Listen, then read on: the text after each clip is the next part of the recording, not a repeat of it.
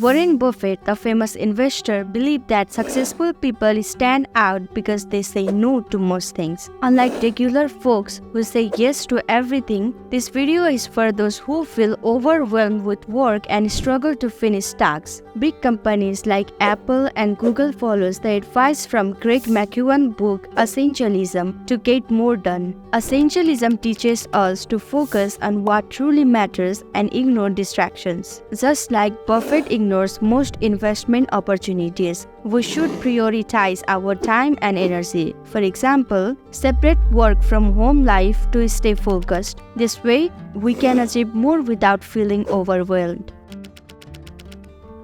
Before releasing blockbuster movies that win Oscars, undergo editing to ensure the audience comprehends the story. The editor eliminates extraneous elements to enhance clarity, focusing solely on what's essential.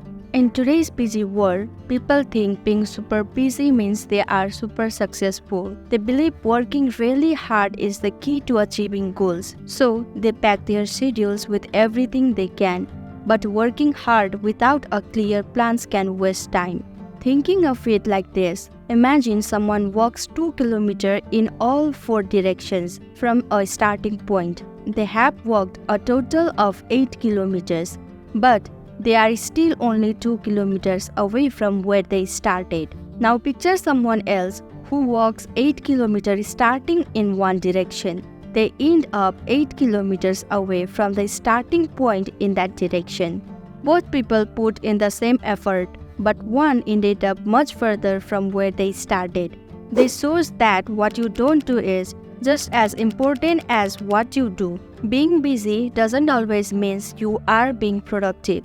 Many tasks we think are important actually aren't. You have probably heard the Pareto principle, which says 80% of results come from just 20% of effort. But most people focus on the less important 80% of effort, which only gives 20% of results. So, no matter how hard they work, they don't achieve much. The key is to focus on what vital 20% that gives 80% of results. That's where essentialism comes in.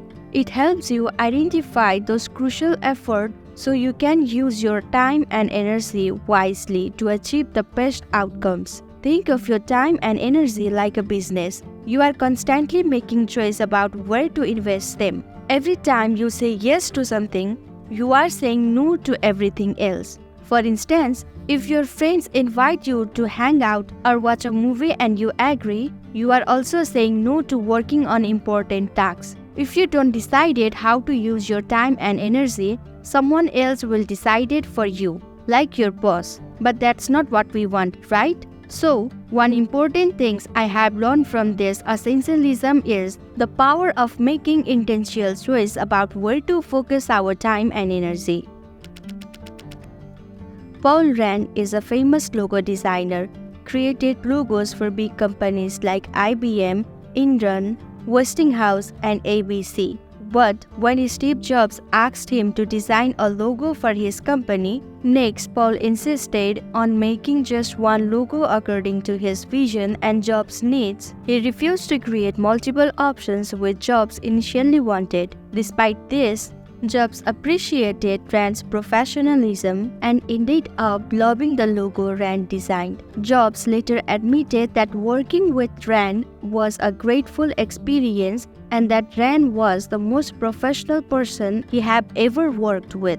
The real lesson in this story is when he said no to Steve Jobs, then for some moment he became unpopular in the mind of Steve Jobs. After some time, Steve Jobs respected Paul Rand, and Apple even launched a poster featuring Rand's Think Different slogan. Have you ever felt pressure to say yes to someone only to regret it later? Sometimes it's tough to say no because we are worried about hurting our relationship with that person. But learning to say no gracefully is important to being effective. You can use 3 techniques to say no respectfully. Remember, when you say no, you are declining the request, not rejecting the person.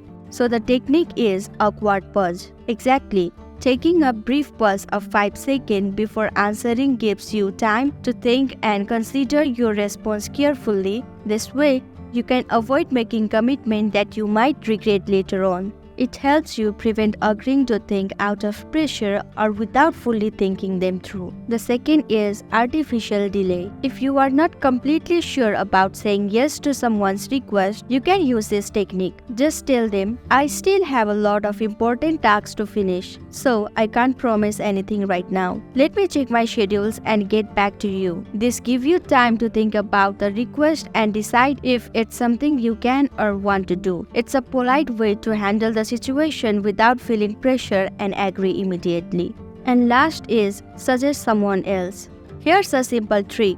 If someone offers you something you are not interested in, but you think someone else might be, suggest that person instead. You don't have to say no to everything. Just do the things that aren't important to you. By focusing on what's essential to you, you can say yes to the things that truly matter. This helps you move forward in your goals and attract more opportunities and people who want to work with you.